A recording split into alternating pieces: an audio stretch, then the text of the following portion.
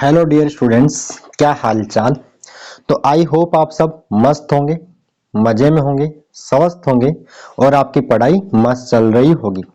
तो मेरा नाम महेश शर्मा और आज जिस चीज का आपको इंतजार था कि आपका सबका सिलेबस कंप्लीट हो गया, आपकी तैयारी चल ही रही है और इसी बीच कि आपको ये पता चल जाए किस चैप्टर से क्या आता है बोर्ड एग्जाम में, कि कहाँ से न्यूमेरिकल होता है, कहाँ से डेरिवेशन आता है, कहाँ से थ्योरी पूछी जाती है या कहाँ से छोटे क्वेश्चंस आते हैं। तो इसी के लिए आपका एक ब्लू प्रिंट है बोर्ड एग्जाम 2025 के लिए। पहले 10th क्लास का बोर्ड ने दे दिया था और आज 12th क्लास का भी सभी सब्जेक्ट्स का, सभी स्ट्रीम्स का दे दिया है। तो ये ब्लू प्रिंट तो अपन कर ही रहे हैं, आप थोड़ा सा सुन लीजिए मेरे को।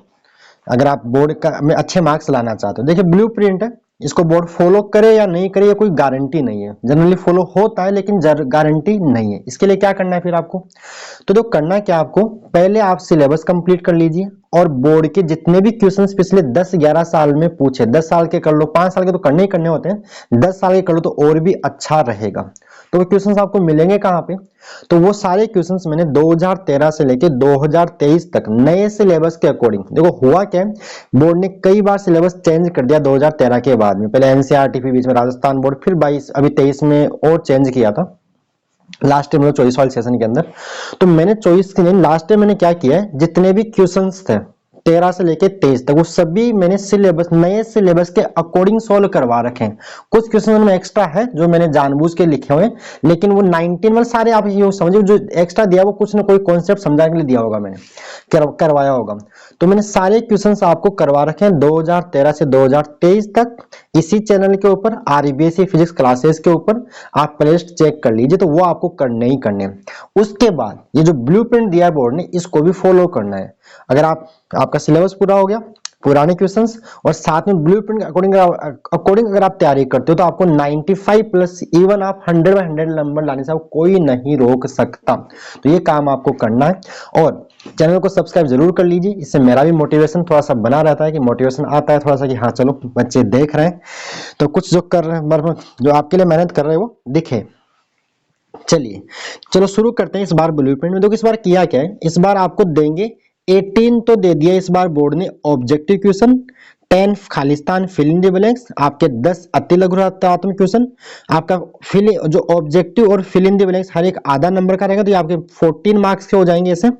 और फिर आपके 10 क्या हो गए, 10 आपके हो गए अति लघु रचनात्मक 1 मार्क्स वाले, 10 क्वेश्चन आपके 1.5 मार्क्स वाले, 3 क्वेश्चन 3 मार्क्स के और 2 क्वेश्चन आपके ऐसे टाइप क्वेश्चन रहेंगे। तो ये आपका पैटर्न इस बार रहने वाला। टोटल आपको 53 क्वेश्चंस बोर्ड एग्जाम में देखने को मिलेंगे, सारे छोटे मोटे मिला के सारे। ठीक है, उसके बाद मार्क्स की बात करें तो मार्क्स कोई खास चेंज किया नहीं है। मार्क्स ये लिखा हुआ आप यहाँ देख लीजिए, चैप्टर फर्स्ट 4, 3 ये सारे मार्क्स हर चैप्टर के दिए हुए हैं। तो इसमें आप खुद भी देख लो, इसमें मैं आपको क्या बताऊंगा। टोटल आपका 56 नंबर का पेपर होता है, ये जो आपको पता है 56 का पेपर रहेगा, 56 का, 14 सेशनल और 30 मार्क्स का आपका प्रैक्टिकल रहेगा। ठीक है, चलिए आ जाते हैं। अब ये जो सारा दिया हुआ आपको मैं पेपर के जो क्वेश्चन है वहीं से समझा देता हूँ। तो देखिए यहाँ पे सब कुछ, यहाँ पे इसका अगर चलो यही क्वेश्चन ही करते सीधे।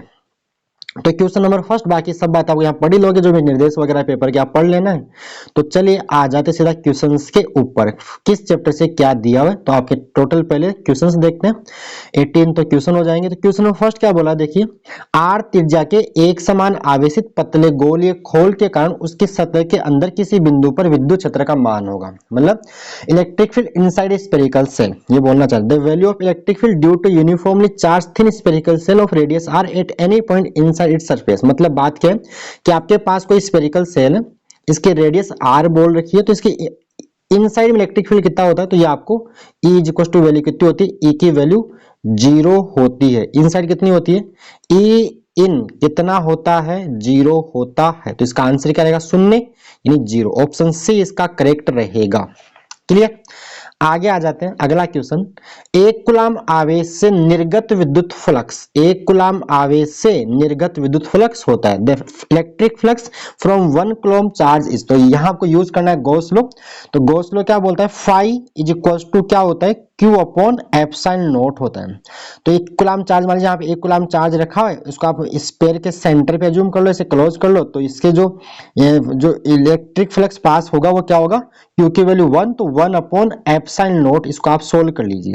तो यहाँ पे सीधा option he 1 upon epsilon not given है, 1 अपॉन एप्सिलॉन नॉट। और एक चीज आप और याद कर लीजिए कि जो 1 अपॉन एप्सिलॉन नॉट की जो वैल्यू होती है वो आती है 1.129 इंटू में 10 टू द पावर 5 आता है। क्या आता है, 1 अपॉन, यानी एक मिनट थोड़ा सा मैं देख लेता हूँ, 1 अपॉन 8, ये आप याद करो, कई बार न्यूमेरिकल्स में आपको हेल्प करेगा। ये क्या करेगा, न्यूमेरिकल्स में आपको हेल्प करता है, ठीक है। इनटू आप इसको जब सोल्व करोगे तो आएगा 1.10 टू द पावर माइनस का 12 होगा, तो 1.12 इनटू में 10 टू द पावर 11 होता है। क्या होता है, 11, इसको आप याद कर लीजिए। तो यहाँ आंसर क्या रहेगा, यहाँ जो आंसर रहेगा वो 1 अपॉन एप्सिलॉन नॉट ही रहेगा। Clear.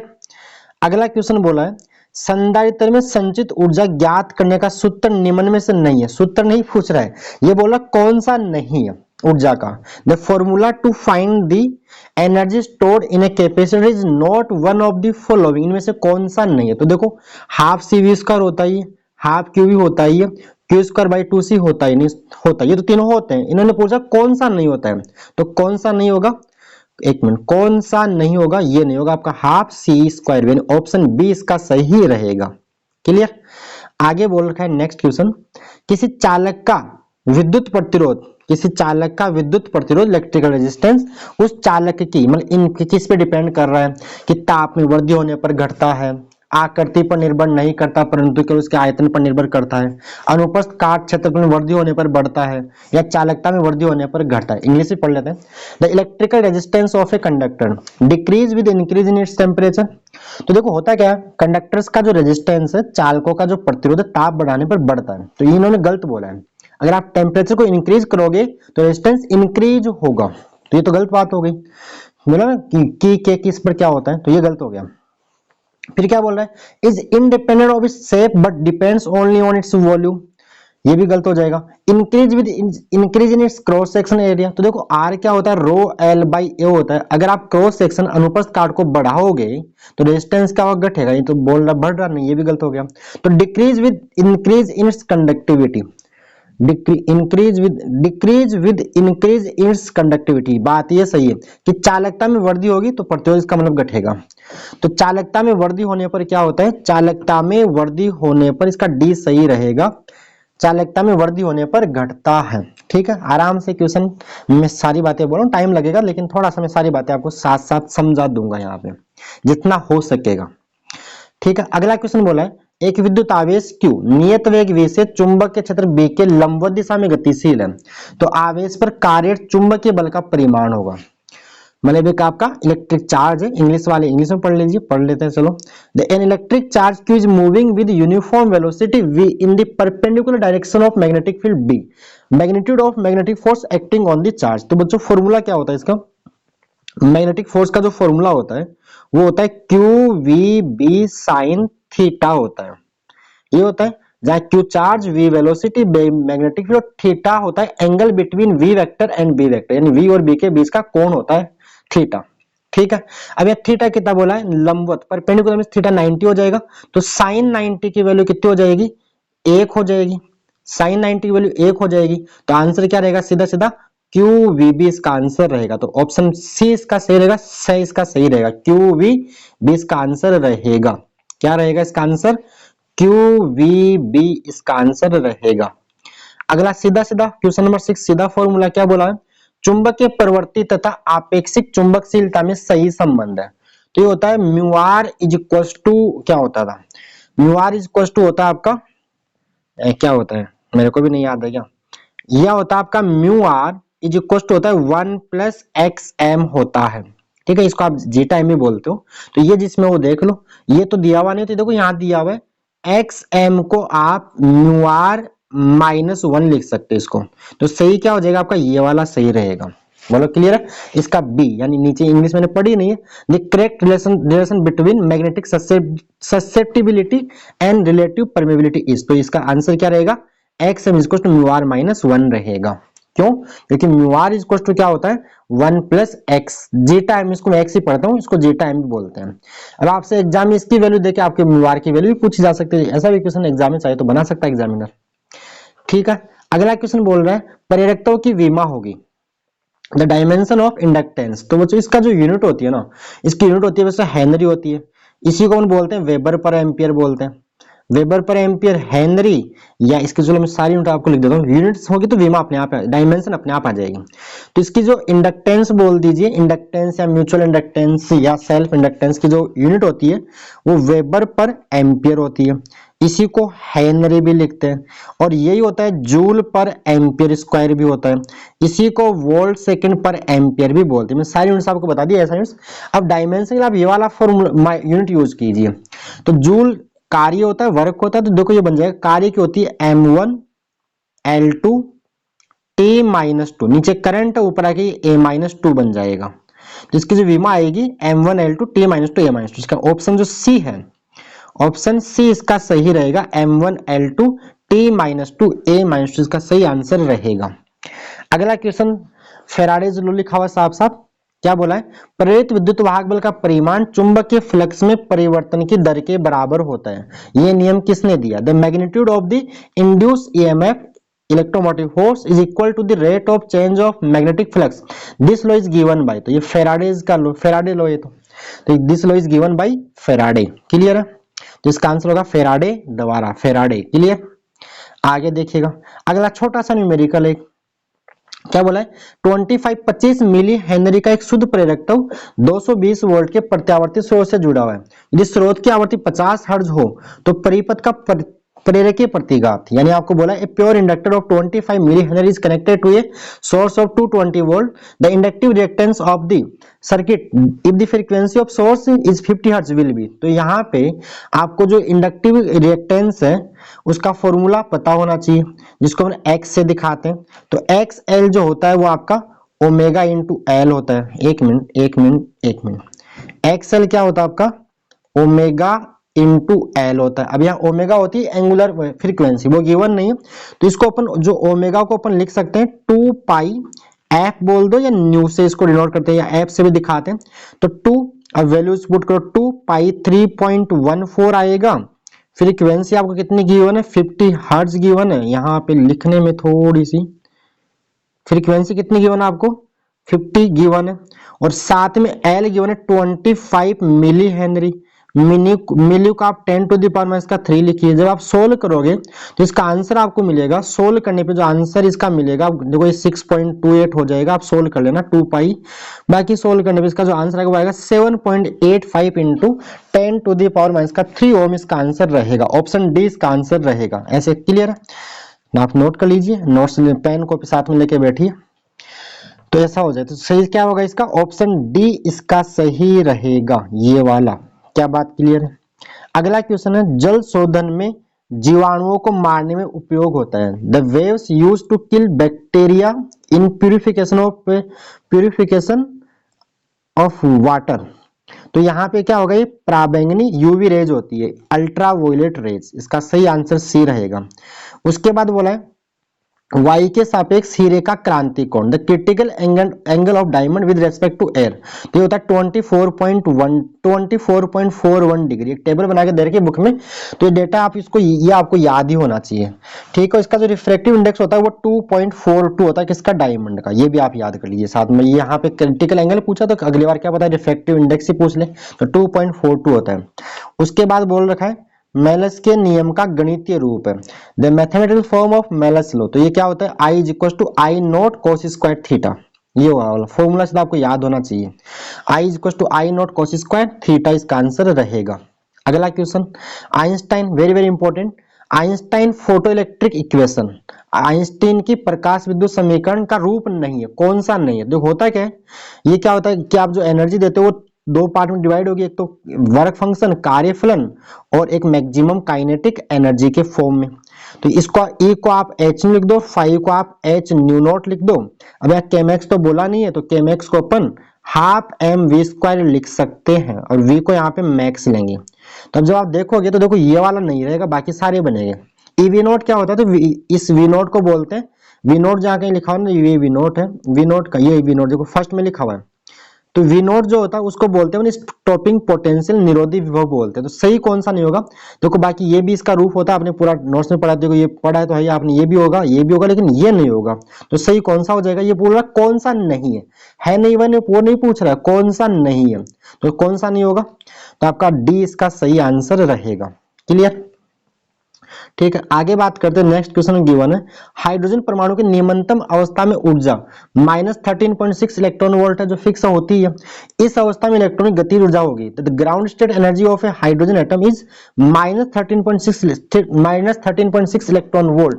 The kinetic energy of electron in this state is, तो आप एक फॉर्मूला याद रखिए, तीनों का रिलेशन, टोटल एनर्जी यानी E, काइनेटिक एनर्जी K और पोटेंशियल एनर्जी U, यानी गतिज ऊर्जा K, स्थितिज U और कुल ऊर्जा E के बीच का संबंध होता है U is equal to -2K is equal to 2U होता है, इज इक्वल टू होता है 2, जहां पे U स्थितिज है, पोटेंशियल है, K गतिज काइनेटिक है और E आपकी कुल ऊर्जा E होती है। देखो होता क्या है, अगर आपको कुल ऊर्जा से गतिज निकालनी है तो उसका चिन्ह हटा दो बस, यानी प्लस में रहेगी गतिज ऊर्जा, काइनेटिक एनर्जी ऑलवेज पॉजिटिव, गतिज ऊर्जा हमेशा होती है धनात्मक। तो कुल ऊर्जा दे रखी है, गतिज चाहिए तो उसका चिन्ह हटा दो, गतिज दे रखी है, कुल निकालनी है माइनस लगा दो, और स्थितिज के लिए क्या करोगे, जो भी दे रखी है उसका डबल कर दो। अगर स्थितिज आपको निकालनी उसका डबल करेंगे तो स्थितिज क्या आ जाएगी, माइनस का 27.2 आती है अगर स्थितिज निकालते, तो ये दिया, ये स्थितिज होती है, ये स्थितिज होगी। तो यहां से आंसर क्या होगा, यहां इसका आंसर होगा 13.6 इलेक्ट्रॉन वोल्ट होगा।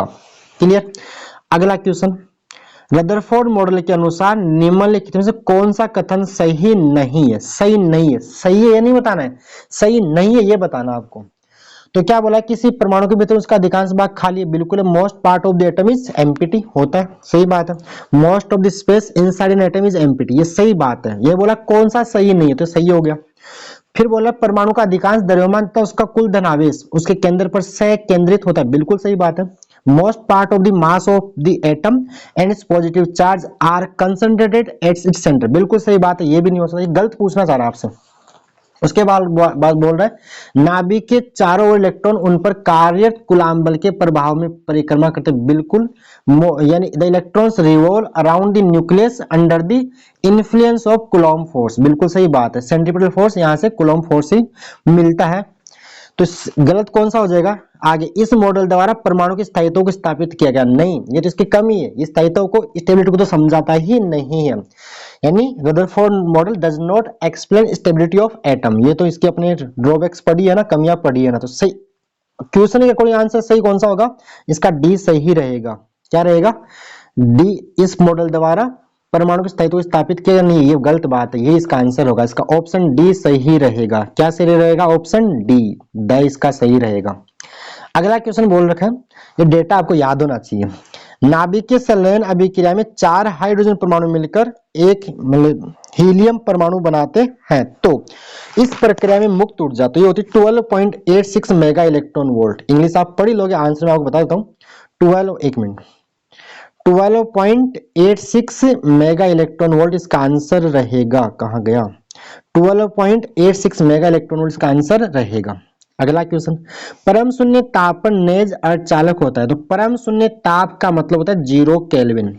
Eight absolute zero temperature intrinsic semiconductor behaves likes, तो एब्सोल्यूट जीरो टेम्परेचर का मतलब होता है ओके, ओके बोल दो 0 केल्विन या -273.15 डिग्री सेल्सियस होता है। तो यहाँ पे at absolute zero temperature semiconductor behaves like से इंसुलेटर, लाइक से मैंने कुचालक की तरह व्यवहार करेंगे, किसकी तरह, तो इसका ऑप्शन सही क्या होगा, इंसुलेटर या कुचालक बोल दो।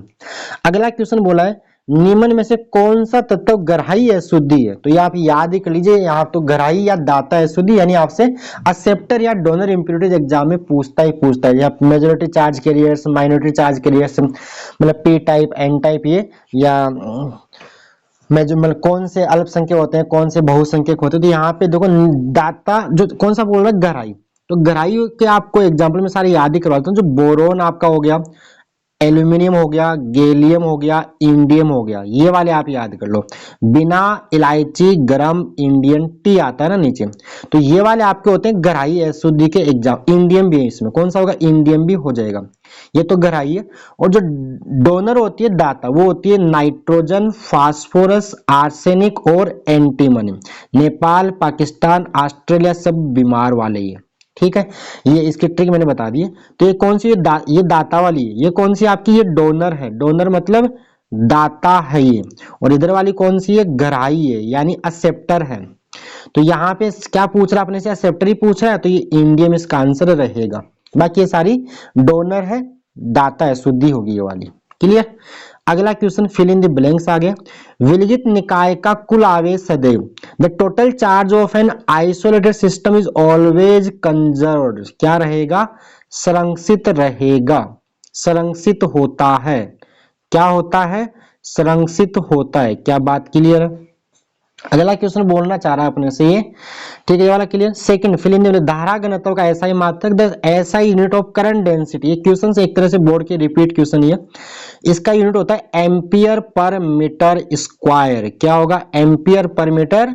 The unit of current density is ampere per metre square. अगला क्वेश्चन बोल रखा है, फिल इन द ब्लैंक्स। क्या बोला है, एक धारा मापी को एमीटर में रूपांतरित करने के लिए उसके पैरेलल में क्रम में एक अल्प प्रतिरोध शंट जोड़ते हैं। तो यहाँ पे पार्श्व क्रम बोलेंगे इसको, पार्श्व क्रम में एक अल्प प्रतिरोध जिसको शंट बोलते हैं। यहाँ लिखोगे connected in parallel, connected in parallel, ठीक है, विद इट। तो यहाँ पे देखो क्या करना है, देखो अगर आपको गैल्वेनोमीटर को एमीटर बनाना है तो पैरेलल में कनेक्ट करेंगे लो रेजिस्टेंस, और इसे वोल्टमीटर बनाना है तो सीरीज में कनेक्ट करेंगे हाई रेजिस्टेंस। तो मैंने दोनों बताया, दोनों एग्जाम में अगर यहाँ ये पूछा है तो आगे आपसे वोल्टमीटर वाला पूछा जा सकता है। तो उसके लिए सीरीज रेजिस्टेंस इन, मतलब हाई रेजिस्टेंस इन सीरीज, किसके लिए, वोल्टमीटर के लिए। यहाँ आंसर क्या होगा, यह आंसर पैरेलल रहेगा, अभी आपको मैंने लिख के बता दिया था। अगला क्वेश्चन बोला है, अतिचालक पदार्थ की चुंबक आपेक्षिक चुंबकशीलता म्यू आर का मान। तो देखो होता क्या है, अभी हम देखा था, म्यू आर होता है 1 + XM होता है, जिसको जीटा एम भी बोलते हो। तो सुपर कंडक्टर की the relative magnetic permittivity of A super conductor, तो सुपर कंडक्टर की जो मैग्नेटिक ससेबिलिटी होती है इसकी वैल्यू तो -1 होती है, किसकी, जीटा एम की ससेबिलिटी की वैल्यू। तो म्यू आर यहां से आएगा 1 - 1, तो 0 हो जाएगी। तो मैग्नेटिक परमेबिलिटी की जो रिलेटिव मैग्नेटिक परमेबिलिटी है वो क्या हो जाएगी, इसकी 0 होगी। तो यहां आंसर क्या होगा, 0 रहेगा। अब यहाँ ये पूछा है मैग्नेटिक परमेबिलिटी, तो हो सकता है आपसे एग्जाम में इसकी मैग्नेटिक ससेबिलिटी की वैल्यू पूछ ले, जीटा एम जिसको मैं एक्सएम बोलता हूँ क्लास में, तो वो भी आपसे पूछी जा सकती है। तो यहाँ तो आंसर 0 रहेगा, वो -1 होती है। क्या, जीटा एम की वैल्यू किसके लिए, सुपर कंडक्टर के लिए -1 होता है, कोई कंफ्यूजन नहीं होना चाहिए। अगला क्वेश्चन बोल रखा है फिफ्थ, प्रत्यावर्तन जनरेटर यांत्रिक ऊर्जा को डैश डैश ऊर्जा में बदलता है। Alternating current generator converts mechanical energy into dash dash energy. तो जनरेटर आप सभी देखते हो, शादी ब्याह में देखते हो ना, ठुक ठुक ठुक ठुक इंजन चलता है, उसे लाइट जलती है, तो it's converts mechanical energy into electrical energy, ठुक ठुक ठुक, यानी मैकेनिकल से बल्ब जलेगा यानी इलेक्ट्रिकल एनर्जी, ऐसे आप याद कर सकते हो। तो यहाँ पे विद्युत ऊर्जा, कौन सी ऊर्जा, विद्युत ऊर्जा में बदलता है। क्लियर। अगला क्वेश्चन बोला है शुद्ध धारितीय परिपथ का शक्ति गुणांक, यानी पावर फैक्टर पूछ रहा है, शक्ति गुणांक पूछ रहा है। तो शक्ति गुणांक कोस फाई होता है, जहां फाई क्या होता है, शक्ति गुणांक क्या होता है, शक्ति गुणांक होता है आपका कोस फाई होता है, और फाई होता है फेज डिफरेंस। तो जो प्योर कैपेसिटिव सर्किट है उसमें फेज डिफरेंस π/2 का होता है, तो cos π/2 की वैल्यू कितनी हो जाएगी, यहाँ पे π/2 90 की वैल्यू 0 आएगी, जिसका पावर फैक्टर कितना रहेगा, शक्ति गुणांक कितना रहेगा, 0 रहेगा। इसका आंसर क्या हो जाएगा, इसका आंसर आपका हो जाएगा 0, शक्ति गुणांक क्या हो जाएगा, 0 हो जाएगा। तो शुद्ध धारितीय परिपथ हो चाहे शुद्ध प्रेरकीय परिपथ हो, मतलब प्योर कैपेसिटिव या प्योर इंडक्टिव सर्किट का शक्ति गुणांक पावर फैक्टर 1 होता है, और प्योर रेजिस्टिव सर्किट का शुद्ध प्रतिरोधीय परिपथ का शक्ति गुणांक 1 होता है। इसको आप याद रखिएगा, ठीक है। अगला क्वेश्चन बोला दूरवाणी वह घटना है जो ये बताती है कि प्रकाश तरंगे कैसी होती है, अनुप्रस्थ प्रकृति की होती है, ट्रांसवर्स इन नेचर। तो यहाँ पे polarisation is the phenomena which shows that light waves are of transverse nature. क्या लिखोगे, इसका आंसर क्या रहेगा, इसका आंसर होगा ट्रांसवर्स, अनुप्रस्थ हिंदी में, और ट्रांसवर्स लिख लीजिए आप, ट्रांसवर्स, TRANSVERS। ठीक है, अगला क्वेश्चन, प्रकाश विद्युत धारा का मान आपतित प्रकाश की तीव्रता के, तो होता क्या है, देखो ग्राफ भी पूछ सकता है आपसे। अगर आप आपतित प्रकाश की, इंग्लिश पढ़ूं क्या, क्या बोलना चाह रहा है ये, the value of photo electric current is dash dash to the intensity of incident light. होता क्या है, अगर आप इंसिडेंट लाइट की, आपतित प्रकाश की तीव्रता को बढ़ाते हो तो जो small I photo electric current है वो भी बढ़ता है और डायरेक्टली प्रोपोर्शनल होता है। तो यहाँ पे क्या होगा, तीव्रता के समानुपाती लिख दो हिंदी में, या इसको आप अनुक्रमानुपाती भी लिख सकते हो, कोई दिक्कत नहीं है, अनुक्रमानुपाती। तो ये हिंदी वाले लिख लिए। इंग्लिश वाले क्या लिखेंगे, इंग्लिश वाले बोलेंगे photo current is directly proportional. क्या होता है, directly proportional, proportional, PROPORTIONAL is the intensity of incident radiation, या इंसिडेंट लाइट भी बोल सकता है। चलिए अगला क्वेश्चन बोल रखा है, यहां तक क्लियर है।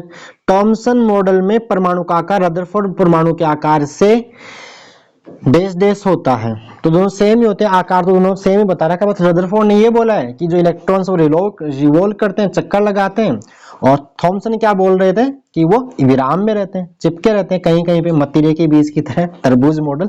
The size of the atom of this Thomson model is the same, is the मतलब is not the different, is not different, not different करना है, नॉट डिफरेंट, भिन्न नहीं है।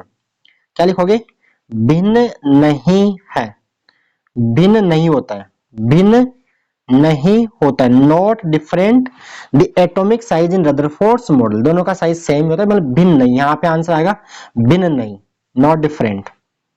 क्लियर।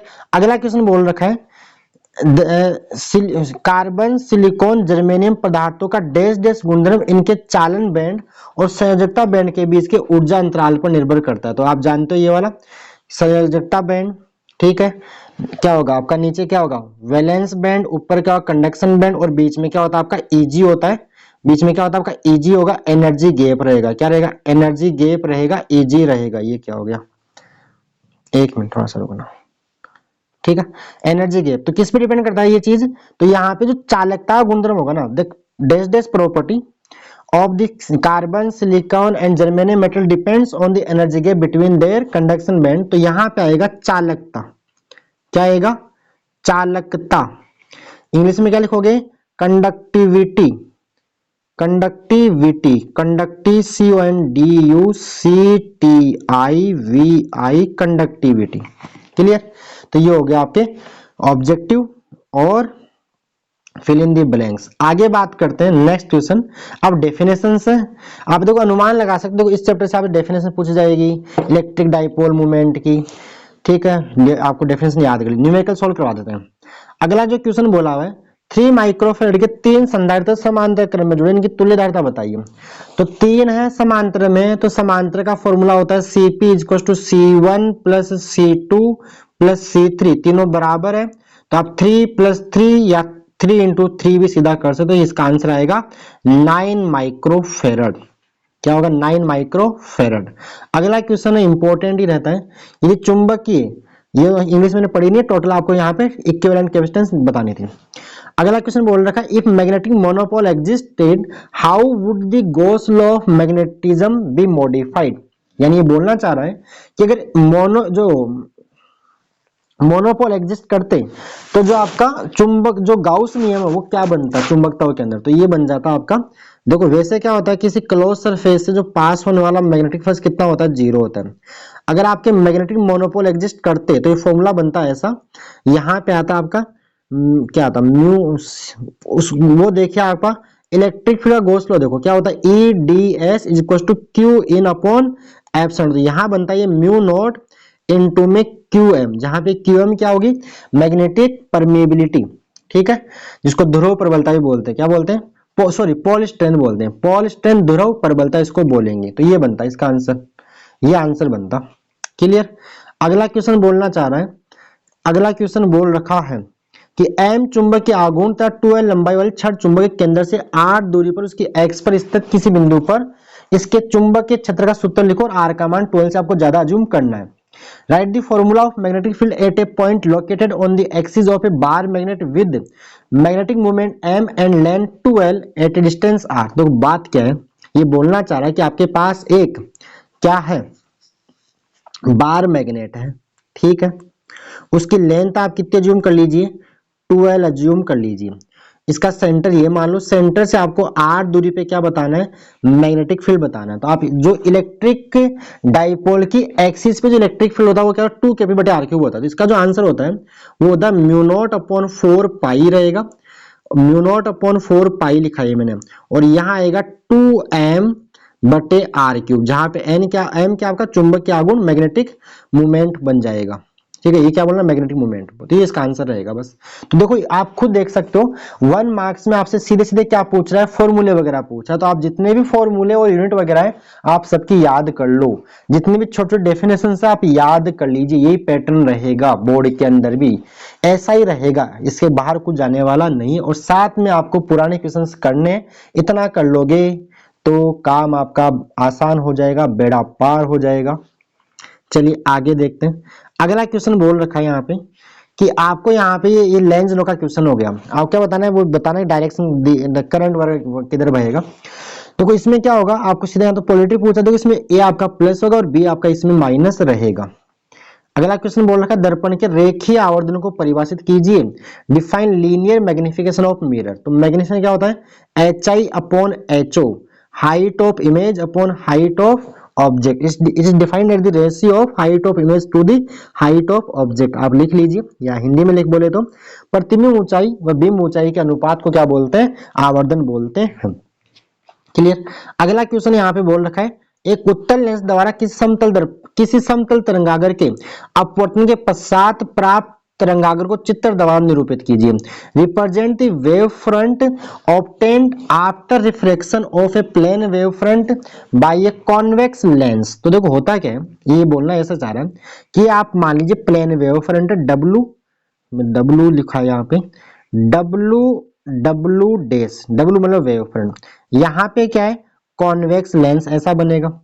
अब जब ये वेव फ्रंट यहाँ आके इंसिडेंट होगा तो होगा क्या, इसका जो ये वाला पार्ट है उसको तो जो डेंसर मीडियम सघन माध्यम इतनी दूर तय करनी है, लेकिन ये वाला ज्यादा चलेगा तो क्या होगा, ये आफ्टर रिफ्रैक्शन ऐसे क्या होगा, बैंड हो जाता है, यानी स्पेरिकल वेव फ्रंट में चेंज हो जाता है। आप बुक में डायग्राम और क्लियरली इसको देख लेना, है ना, मैंने बनाने की कोशिश की है। तो ऐसा बनेगा, यानी ये स्पेरिकल वेव फ्रंट में कन्वर्ट हो जाएगा, आपका जो फोकस की ओर कन्वर्ज होता हुआ आपको प्रतीत होगा, फील होगा। तो ऐसा डायग्राम इसका बनेगा। अगला क्वेश्चन बोल रखा है हाइड्रोजन परमाणु के बोर मॉडल की द्वितीय अभिग्रह लिखिए। Rights the second postulate of A Bohr's model of hydrogen atom. तो इसमें क्या होता है कि इलेक्ट्रॉन नाभिक के चारों ओर उन्हीं कक्षाओं में परिक्रमा करता है जिनमें इलेक्ट्रॉन का कोणीय संवेग h/2 का पूर्ण गुणज होता है। ठीक है, electron revolves around a nucleus और in those orbits in which angular momentum of electron is an integral multiple of h/2 pi। तो ये आप लिख लेना अपनी लैंग्वेज के अंदर, थ्योरी है। अगला क्वेश्चन यहाँ पे, ये तो यहाँ पे रिपीट हो गया डायग्राम, थोड़ा सा मिस प्रिंटिंग है। आपको परमाणु द्रव्यमान मात्रा को परिभाषित करना है, डिफाइन एटॉमिक मास, आपको AMU को डिफाइन करना है। क्या होता है आपका, mass of 1 carbon atom upon 12, वो वाली डेफिनेशन आपको यहाँ लिखनी है। अगला एक डायग्राम है, क्या बोला है, पूर्ण तरंग दृष्टिकारी का नामांकित परिपथ। तो इसमें क्या करोगे आप, यहाँ पे इधर आप क्या लोगे, इधर आप ट्रांसफॉर्मर लोगे ऐसे, ठीक है, इधर क्या लोगे, AC सोर्स रहेगा, ये ट्रांसफॉर्म बना दोगे, ये इसकी ये सेकेंडरी कॉइल, ये प्राइमरी कॉइल, यहाँ पे एक डायोड आप यहाँ पे लगाओगे, एक डायोड आप यहाँ पे लगाओगे D1 D2, और बीच में यहाँ पे क्या लगा दोगे आप, यहाँ पे लोड रेजिस्टेंस कनेक्ट कर दोगे। ठीक, आप डायग्राम बुक में एक बार ढंग से और देख लेना। तो ये डायग्राम आपको ड्रॉ करना था। अगला एक क्वेश्चन है न्यूमेरिकल, तो सेंटर पे जो आवेश रखा है उस पे आप फोर्स निकालें। न्यूमेरिकल पूरा पॉसिबल नहीं हो पाएगा इतना डायग्राम बनो के, तो देख लेना इसमें। चलो मैं समझाता हूँ, रुकिए। 4 बिंदु आवेश, ये बी पार्ट आ गया आपका 1.5 नंबर। 4 बिंदु आवेश, ये 2 माइक्रोकुलाम -5, फिर 2 -5, 10 सेंटीमीटर बुझा के किसी वर्ग के शीर्षों पर स्थित केंद्र पे, देखो सीधी भाषा में बात ये है, कि यहाँ पे आपको एक स्क्वायर दिया हुआ है, यहाँ पे ये मान लीजिए A है, ये B है, ये C है, ये D है, ठीक है। स्क्रीन पे इतना थोड़ा सा मुश्किल होता समझाना। अब ये यहाँ पे 2 माइक्रोकुलाम आवेश रखा हुआ है, फिर यहाँ पे -5 रखा हुआ है, फिर यहाँ पे 2 रखा हुआ है, फिर -5 रखा हुआ है, एक मिनट, फिर क्या रखा हुआ, -5 रखा हुआ है, ये क्या हो रहा है भाई साहब, एक मिनट, यहाँ पे फिर क्या रखा हुआ है, -5, और यहाँ पे क्या था, यहाँ पे -5 ही था, और यहाँ पे 2। देखो इसका नेट 0 होगा, इसका नेट 0 होगा, तो केंद्र पे जो नेट फोर्स होगा 1 माइक्रोकुलाम पे वो 0, इसका आंसर 0 आएगा, लेकिन आंसर क्या होगा, 0। आप एक बार सोल्व करना इसको, पूरा डायग्राम बनाओ उनके। अगला क्वेश्चन है 3 बिंदु आवेशों के निकाय की वैद्युत स्थिति ऊर्जा का व्यंजक, यानी obtain an expression for the electric potential energy of A system of 3 point charges.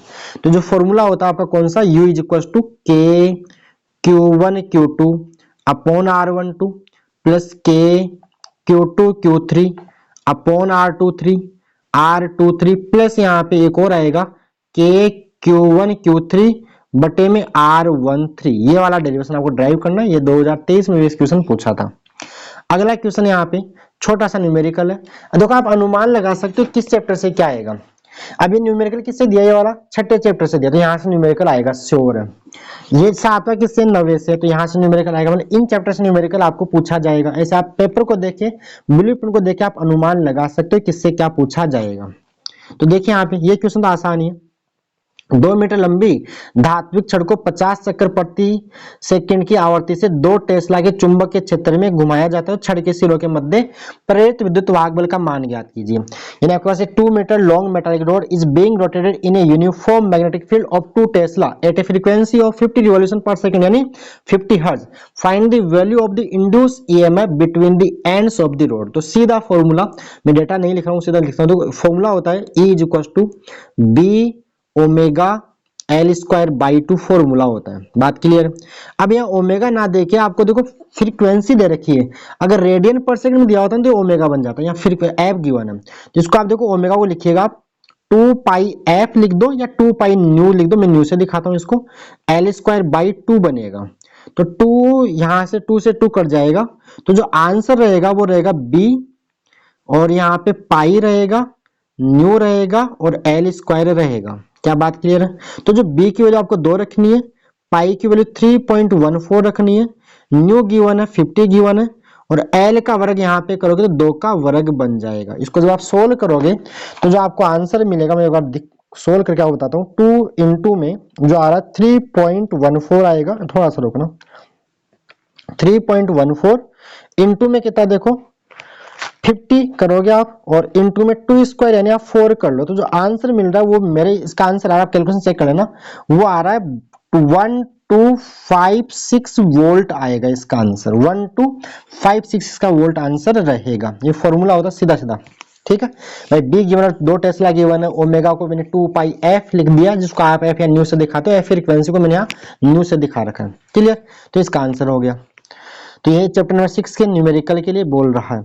आगे बोला है अगला क्वेश्चन कि आपके पास एक फोकल किसी छोटी दूरबीन की अभिदर्शक की फोकस दूरी 144 सेंटीमीटर, यानी आपको गिवन है focal length of objective, English वाले पढ़ लो एक बार आप, 144 सेंटीमीटर गिवन है, focal length of objective given है, और नेत्रिका की फोकस दूरी यानी focal length of eyepiece given है आपको, एफ इज 6 सेंटीमीटर गिवन है।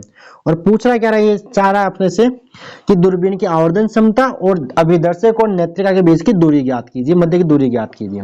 द फोकल लेंथ इंग्लिश पढ़ लेते हैं, बोल दिया ऑब्जेक्टिव बोल दिया, आईपीएस बोल दिया, और आपको मैग्निफिकेशन पावर पूछ रहा है, और दोनों लेंसेज के बीच separation of objective and eyepiece, separation means दोनों के बीच का आपको डिस्टेंस दूरी आपसे पूछना चाह रहा है। तो जो मैग्निफिकेशन पावर का जो फॉर्मूला होता है वो F note by F E होता है। क्या होता है, F note by F E होता है। तो एफ नोट 144 है, ये 6 से डिवाइड करोगे तो 6 2 जा 12, 2 यानी 24 इसका आंसर है। तो ये आगे मैग्निफिकेशन पावर। अगर सेपरेशन निकालना तो एल होता है दोनों के बीच का, F note plus F E आप ऐड कर लीजिए।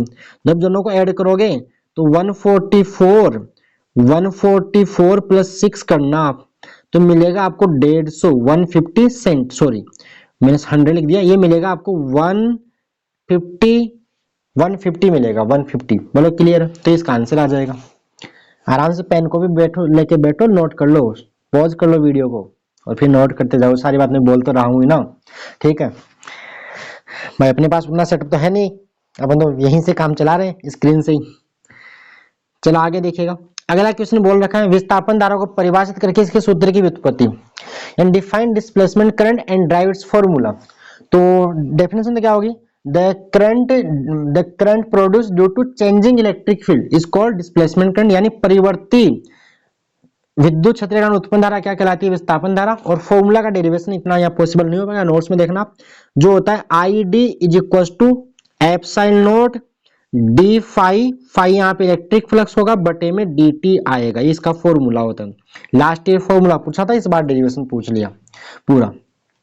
अगला क्वेश्चन बोल रखा है आपका चैप्टर नंबर 10 से, ये वाला यंग्स डबल स्लिट एक्सपेरिमेंट के लिए बोल रहा है। यंग के द्विजिरी प्रयोग में जीरो के बीच की दूरी, मतलब ये वाला जो डायग्राम है ना, ये वाला ये आप स्मॉल डी मानते हो, ये वाला आप कैपिटल डी मानते हो, ये सब कुछ गिवन है। ये स्मॉल डी जीरो के बीच की दूरी, डिफरेंस बिटवीन स्लिट्स, और ये कैपिटल डी क्या बोला, स्मॉल डी होता है डिस्टेंस बिटवीन स्लिट्स, और कैपिटल डी होगा डिस्टेंस बिटवीन स्लिट एंड पर्दे के बीच की जो दूरी होगी, इसको पर्दे को जो भी बोलेंगे, क्या बोलेंगे, स्क्रीन। ठीक है, क्लियर?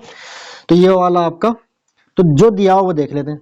यंग के द्विजिरी प्रयोग में जीरो के बीच की दूरी यानी स्मॉल डी की वैल्यू गिवन है आपको 0.28 मिलीमीटर गिवन है, तथा पर्दा 1.4 मीटर की दूरी पे, यानी कैपिटल डी गिवन है 1.4 मीटर गिवन है। ठीक है, केंद्रीय दीप्त फ्रिंज एवं चतुर्थ दीप्त फ्रिंज यानी एन चौथी दीप्त फ्रिंज ब्राइट फ्रिंज की बात कर रहे हैं कि दूरी, इन चौथी ब्राइट का जो आपको दूरी दे रखी है वो 1.2 सेंटीमीटर के लिए बोल रहा है।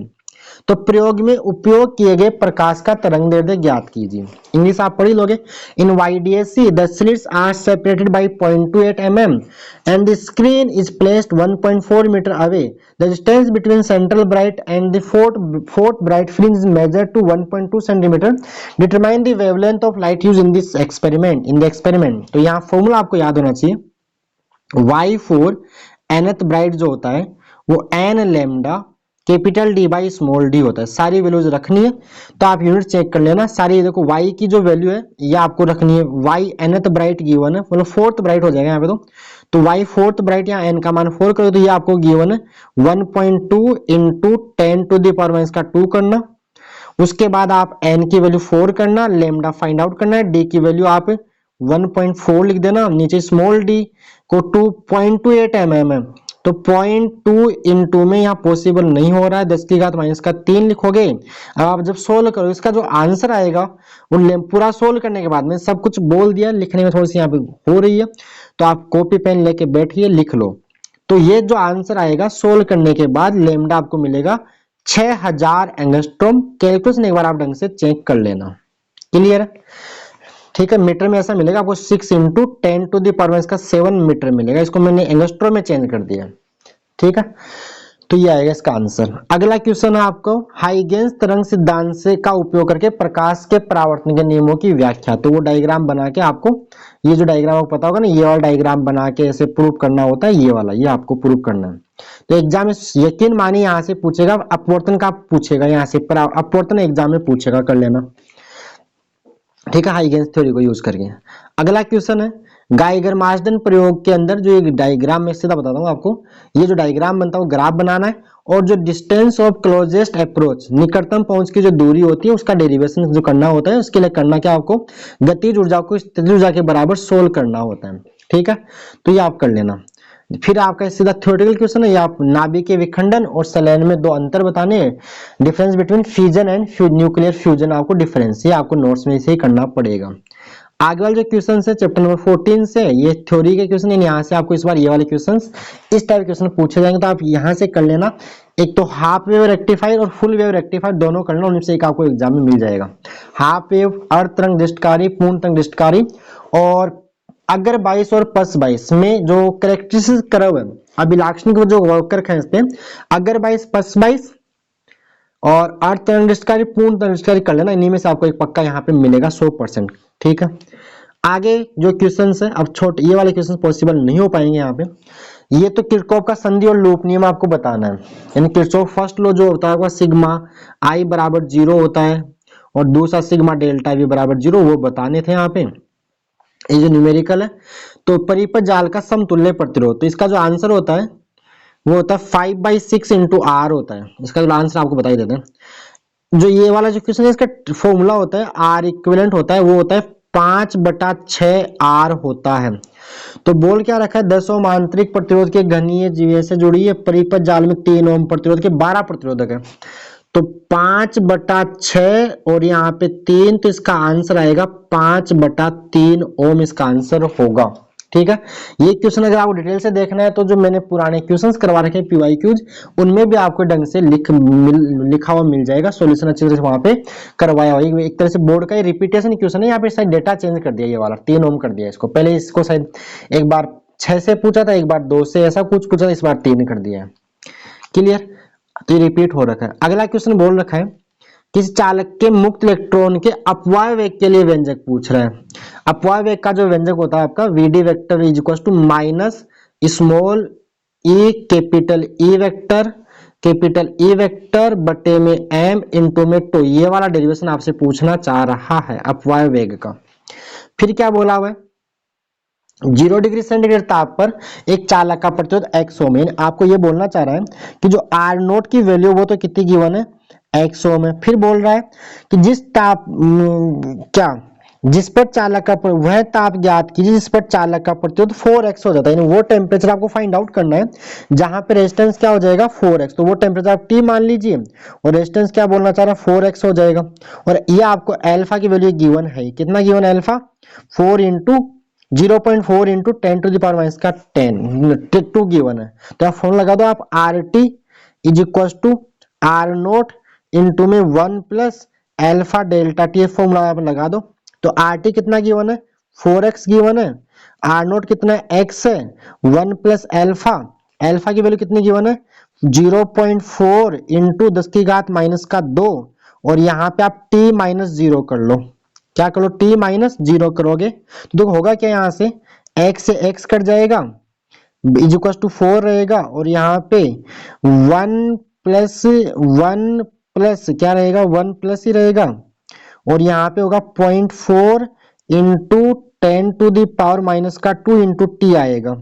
तो ये बन जाएगा, मैं कहाँ लिखूं यहाँ पे 3, देखो 4 माइनस 1 करोगे तो ये 3, इधर 0.4 बनेगा, 10 की घात माइनस का 2 बनेगा। तो जब इसको आप सोल्व करोगे, यानी आप ऐसा करोगे 3 ऐसा करोगे तो टी यहाँ पे टी भी रहेगा ना, तो क्या करोगे आप t इज इक्वल टू ये बन जाएगा आपका 3/0.4 into 10 to the power minus का 2 बना, तो ये ऊपर 3 इंटू 10 की घात 2 ऊपर भेजो, नीचे 0.4 रहेगा, तो 3 इंटू 100 और ऊपर एक 10 और लग जाए तो 4, तो 4 से 25 टाइम, तो 25 गुणा 3 गुणा 10, यानी आंसर आएगा 750 डिग्री सेल्सियस। कितना आएगा, इसका आंसर आना चाहिए 750 डिग्री सेल्सियस। ठीक है, कैलकुलेशन है, आप मान रख के सोल्व कर लीजिए। ठीक है, 750 डिग्री, एक बार कैलकुलेशन आप जरूर चेक कर लेना। क्लियर, आगे बात करते हैं। अगला क्वेश्चन, एम्पियर नियम की सहायता से एक लंबे बेलनाकार धारावाही चालक की त्रिज्या a के कारण उसके त्रिज्या ये है जिसकी त्रिज्या ये है से r दूरी पर आपको चुंबकीय क्षेत्र बताना है। इंग्लिश वाले पढ़ेंगे, करना क्या मैं बताता हूँ। करना ये कि आपका से बेलनाकार चालक होगा, उसकी त्रिज्या कितनी है, त्रिज्या a है, जिसके आपको चालक के बाहर और चालक के अंदर, तो बाहर तो क्या आएगा answer b is equal to mu naught I upon 2 pi r आएगा, और जो अंदर आएगा वो आएगा आपका म्यू नॉट, जो अंदर आता है वो आएगा म्यू नॉट आई बटे 2 पाई ए इंटू में मिलेगा स्मॉल r बटा कैपिटल, ये इसका आंसर आएगा। और जो ग्राफ इसका बनता है b और जो a के बीच वो ग्राफ, सॉरी r के बीच वो ग्राफ ऐसे वाला ग्राफ बनता है, आपको पता होना चाहिए, आपको यहाँ करना है। अगला क्वेश्चन जो बोला हुआ है, नेक्स्ट बोल रखा है, एक समान चुंबकीय क्षेत्र में एक डेरिवेशन करना है, पूरा क्वेश्चन पढ़िए। आपको यहाँ पे ये वाला डेरिवेशन करना है, N I A B N I A B sine theta, इसी को आप बोलते हैं आप टो बराबर जो आपने एम बी साइन थीटा या capital M B sine theta पढ़ा हुआ, ये वाला डेरिवेशन आपको यहाँ पे करना है। अगला क्वेश्चन बोला हुआ है निरोधी विभव को परिभाषित कीजिए, तो डेफिनेशन है स्टॉपिंग पोटेंशियल को आप डिफाइन करना है। और फिर क्या बोल रखा है अगला, ये ग्राफ, ये क्वेश्चन एग्जाम में आते रहते हैं। एक समान तीव्रता व बिना भिन्न आवर्तियों की दो आपतित विकिरणों से प्रकाश विद्युत धाराओं का संग्राही पट्टिका विभव के साथ ग्राफ खींचिए। भिन्न भिन्न आवर्तियों के दो, एक समान तीव्रता और भिन्न भिन्न आवर्तियों के बीच, यानी ये वाला ग्राफ बनेगा। यहाँ पे आवर्ती अलग अलग करनी है, तीव्रता को सेम रखना है। तो यहाँ पे लेंगे, देखो यहाँ स्मॉल आई को लिखूंगा प्रकाश विद्युत धारा और यहाँ पे पट्टिका विभव आएगा, इसको एनोड विभव। तो ग्राफ ये वाले ग्राफ बनते हैं, यहाँ पे ये वाले ग्राफ यहाँ पे बनेंगे। ठीक है, ये ग्राफ बुक में आप ढंग से देखोगे। अगला क्वेश्चन यहाँ पे मतलब इसी टाइप के क्वेश्चन आप अनुमान लगा लो, ऐसे क्वेश्चन आने वाले बोर्ड के अंदर ही, ये क्वेश्चन रिपीट कर रखे बोर्ड के। अभी अगला क्वेश्चन है आपको, ये जो है ना इंग्लिश मैंने पढ़ी नहीं, ये आप पढ़ लेना। डी ब्रॉय वेवलेंथ आपको फाइंड आउट करनी है। आपको एक बॉल गिवन है, गेंद जिसका द्रव्यमान 0.12 kg और उसकी वेलोसिटी चाल गिवन है, आपको स्पीड गिवन है 20 मीटर पर सेकंड। यहाँ फॉर्मूला आप लगा लेना, कौन सा, lambda is equal to H by p या एच बाई एम वी, मैं सारे बताता हूँ, या h by root two m k, h by root two m k. तो यहाँ जो फॉर्मूला काम करेगा वो कौन सा करेगा, lambda is equal to H by M we.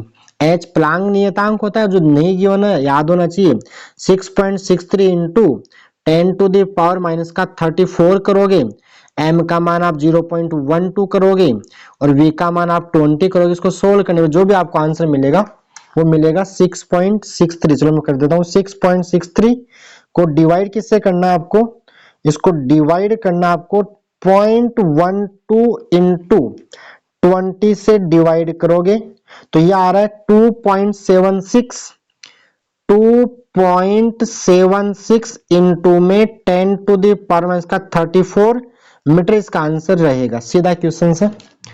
ठीक है, तो यहां से एक फॉर्मूला और होता है बोर्ड का फेवरेट, जो लैम्डा इलेक्ट्रॉन होता है 12.27, क्या होता है 12.27 अपॉन रूट वी एंगस्ट्रॉम, ये आपने पढ़ा होगा, इससे भी एग्जाम न्यूमेरिकल आता रहता है, देख के जाना।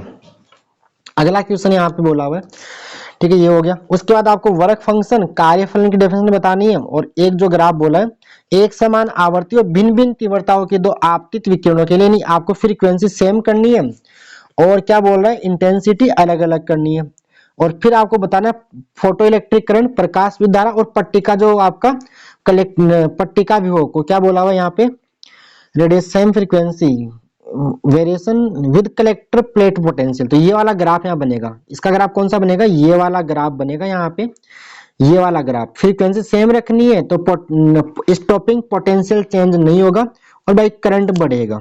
ठीक है, और एक भिन्न भिन्न तीव्रता की दो की बात करें तो I1 और I2, ये ग्राफ यहाँ बनेगा, तो बुक से ढंग से और देखोगे। अगला क्वेश्चन, प्रकाश विद्युत प्रभाव के एक प्रयोग में निरोधी विभव का मान आपको गिवन है, यानी आपको स्टॉपिंग पोटेंशियल गिवन है, और पूछ रहा क्या है, जो इमिटेड इलेक्ट्रॉन उसकी मैक्सिमम काइनेटिक एनर्जी आपसे पूछना चाह रहा है, अधिकतम गतिज ऊर्जा। तो होता है क्या, देखो फॉर्मूला होता है, सीधा सीधा फॉर्मूला, सीधा सीधा फॉर्मूला क्या होता है, के मैक्स इज इक्वल टू होता है ईवी नोट होता है, क्या होता है। अब आपको गिवन क्या है, आपको निरोधी विभव का मान 1.5 गिवन है, तो ये आ जाएगा आंसर 1.5 इंटू में ई रहेगा, तो आगे लगा दो ई, इलेक्ट्रॉन वोल्ट हो जाएगा। देखो होता क्या है, अगर आपको निरोधी विभव देके पूछे गतिज ऊर्जा अधिकतम, तो निरोधी विभव के साथ आप ई लगा देना, बस क्या लगा देना, ई, इलेक्ट्रॉन वोल्ट बन जाएगा, वो तो मिलेगी अधिकतम गतिज ऊर्जा। अब एग्जाम में क्या करता है, कई बार आपको अधिकतम गतिज ऊर्जा जैसे बोल दे कि अधिकतम गतिज ऊर्जा maximum kinetic energy 1.5 electron volt है, और निरोधी विभव बताओ, तो आप इसका ई हटा देना, तो निरोधी विभव यानी स्टॉपिंग पोटेंशियल या कटिंग पोटेंशियल क्या आ जाएगा आपका 1.5 आ जाएगा। तो K max is equal to V naught, देखो वी नोट देके केमैक्स पूछे तो ई लगा लेंगे इलेक्ट्रॉन वोल्ट, और केमैक्स इलेक्ट्रॉन वोल्ट में दिया हो और वी नोट स्टॉपिंग पोटेंशियल पूछे तो ई हटा देना है, क्लियर। तो ये हो गया। अगला जो क्वेश्चन आपका कहां से है, चैप्टर नंबर 7 से, किसी ट्रांसफार्मर की में प्राथमिक और द्वितीय कुंडली को लपेटने की व्यवस्था का डायग्राम है, डायग्राम बनाना है, कार्यविधि समझानी है, यानी आपको वर्किंग समझानी है। और कुंडलियों के फेरों की संख्या और वोल्टाओं में संबंध बताना। वो जो आपका फॉर्मूला होता है E is equal to E S is equal to minus N S D phi by D T, जो फॉर्मूले होते हैं, या EP इज इक्वल टू क्या होता है आपका minus N P D phi by D T वाली जो फॉर्मूले वो बताने हैं आपको यहाँ पे।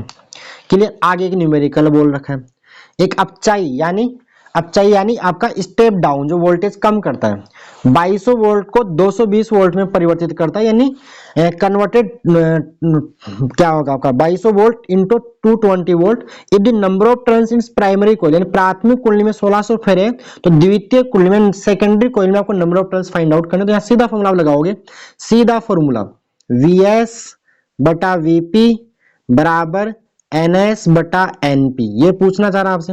तो द्वितीय कुंडली में फिर ये पूछेगा तो NS आपका बन जाएगा VS बाई VP और NP को इधर गुणा कर दो। तो VS कितना है, सेकेंडरी में 2200 है बटे नीचे 220 आएगा, और प्राइमरी में कितने फेरे हैं 1600 है। इसको सोल्व करेंगे तो देखो 0 से 0 कट जाएगी, और ये 20 से कितनी बार कटेगा, ये आपका कट जाएगा 10 टाइम्स, तो 16 और यहाँ पे 0 0, ये इसका आंसर हो जाएगा 16,000। रुकना गलती कहीं हो गई, गलती नहीं हो जाए। प्राथमिक कुंडली में फेरों की संख्या कितनी है 1600, VS 2200, VP 220। अपचाई ट्रांसफॉर्मर गलती हो गई है कहीं, VS बाई VP बराबर NS बाई NP। ठीक है, तो अपने को क्या बताना है, द्वितीय कुंडली में फेरे तो VS by VP into NP करेंगे तो VS। अच्छा यहाँ गलती हो गई, क्या हुई देखिए, VS दोबारा देखो, VS बाई VP बराबर NS बाई NP, ये तो हो गया ना। VS सेकेंडरी का वोल्टेज, VP प्राइमरी का वोल्टेज, NS सेकेंडरी में नंबर ऑफ ट्रांसफर होगा और NP प्राइमरी में। तो प्राइमरी में वोल्टेज कितना है 2200, सेकेंडरी में कितना है 220, तो यहां करोगे आप 220 बटा 2200 इंटू में आप करोगे 1600। अब सही होगा 0 से 0, ये 10 टाइम कटेगा तो आंसर आएगा ये 0 से फिर 0 तो 160 आएगा। क्या होगा 160, जिधर फेरे कम होते उधर वोल्टेज भी कम होता है, तो यहाँ पे इसका आंसर 160 रहेगा। क्या रहेगा 160 फेरे रहेंगे। अगला क्वेश्चन ये वाला गिवन है, ये आपका जो फेजर आरेख वाला है, कौन सा आपका LCR का जो आपका जो क्या होता है ना phasor diagram and expression to find its impedance, and Z की जो वैल्यू आती है R² plus XL minus XC का होल स्क्वायर, ये डिविजन करना है। और जो फेज डिफरेंस कलांतर होता है tan phi is equal to आप XL माइनस XC बटा R, ये दोनों डेरिवेशन आपको करने हैं यहाँ पे।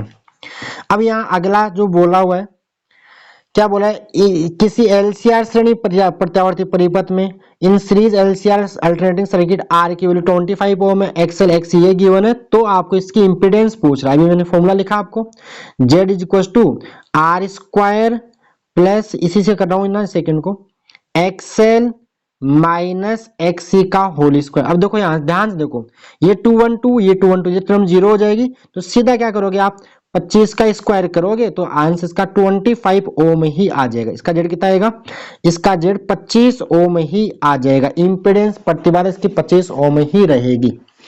तो ये क्वेश्चंस थे, मैंने न्यूमेरिकल सब कुछ सोल्व कराने की कोशिश की, डेरिवेशन मैंने नहीं करवाए क्योंकि इतना पॉसिबल स्क्रीन पे नहीं हो पाता है।